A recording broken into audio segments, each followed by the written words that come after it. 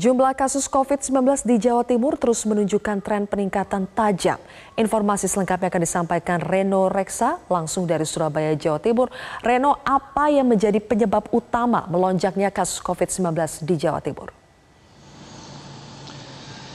Zilvia dan juga pemirsa, kalau ditanya apa yang menjadi penyebab utamanya, maka kita harus merujuk pada statement yang diberikan oleh pihak pemerintah beberapa waktu lalu, yakni lebih tepatnya adalah pemerintah kota Surabaya yang mengatakan bahwa tingginya lonjakan angka kasus terkonfirmasi positif COVID-19 di Surabaya secara khusus ini disebabkan karena masifnya dilakukannya rapid test dan swab PCR.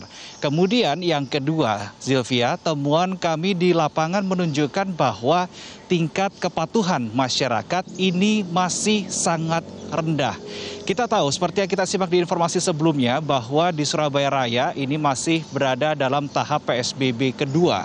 Dan kalau kita lihat untuk arus lalu lintas pada PSBB tahap kedua ini justru lebih ramai jika dibandingkan dengan PSBB tahap yang pertama. Sehingga inilah yang menjadi salah satu indikator rendahnya kepedulian masyarakat untuk terlibat aktif dalam memutus mata rantai penyebaran COVID-19 di kota Surabaya. Kemudian berikutnya yang menjadi indikator lainnya adalah masih adanya aktivitas di pasar tradisional seperti itu. Lebih tepatnya pada hari Kamis lalu, Zilvia, misalnya kami memantau di kawasan pasar ikan Pabean. Di situ masih terdapat banyak sekali masyarakat yang berkerumun melakukan transaksi jual beli dan mengabaikan protokol kesehatan COVID-19. Tidak ada jarak. Banyak sekali masyarakat yang tidak menggunakan masker. Bahkan hanya satu tempat cuci tangan saja yang disediakan di pasar ikan Pabean itu tadi. Inilah hal-hal utama yang membuat mengapa angka COVID-19 di Jawa Timur melonjak tajam. Kenapa kami soroti di Surabaya? Kita ingat pada tanggal 23 Mei 2020, Jawa Timur pertambahannya sebanyak 476 kasus. Dari angka itu, 310 diantaranya ini ada di kota Surabaya. Sehingga praktis sampai dengan tanggal 23 Mei jumlah kasus COVID-19 di Surabaya sebanyak 1.927. Ini berarti pertambahannya 65% penambahan kasus COVID-19 di Jawa Timur itu ada di kota Surabaya. Itulah sebabnya mengapa kita menyoroti Surabaya dalam melonjaknya angka-angka kasus COVID-19. Dan selain Surabaya, kita juga melihat di kawasan Surabaya Raya, Kabupaten Sidoarjo, jumlah kasusnya juga sudah sampai 497. Dan untuk kawasan Kabupaten Gresik ini ada di angka 127.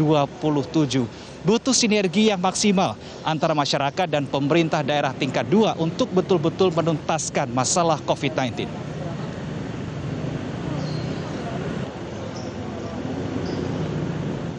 Zilvia. Reno, jadi apa langkah konkret yang akan dilakukan oleh pemerintah Surabaya khususnya dan juga pemerintah Provinsi Jawa Timur umumnya untuk menekan angka lonjakan dari COVID-19? Ya, tentu yang tetap akan terus dilakukan adalah dengan memasifkan pelaksanaan rapid test dan juga swab PCR bagi orang-orang yang hasilnya menunjukkan reaktif ketika dilakukan rapid test. Itu yang pertama, yang sudah pasti akan dilakukan. Berikutnya yang kedua adalah kalau kita melihat upaya-upaya yang dilakukan oleh Pemprov Jawa Timur, yaitu dengan mengadakan rumah sakit darurat COVID-19 yang berada di kawasan Jalan Indrapura. Dan berdasarkan visual yang kami terima, ini statusnya sudah siap untuk ditempati. Bahkan Gubernur Jawa Timur Kofifa Indar Parawansa beberapa waktu lalu juga sudah meninjau secara langsung dan mengatakan bahwa rumah sakit darurat ini sudah siap untuk dioperasionalkan seperti itu.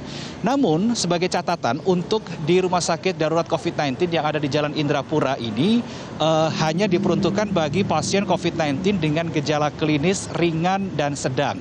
Sedangkan untuk pasien COVID-19 dengan gejala klinis berat ini akan dirujuk ke rumah sakit rujukan utama seperti halnya Rumah Sakit Umum Daerah Dr. Sutomo Surabaya merupakan milik Pemprov dan juga Rumah Sakit Saiful Anwar Malang.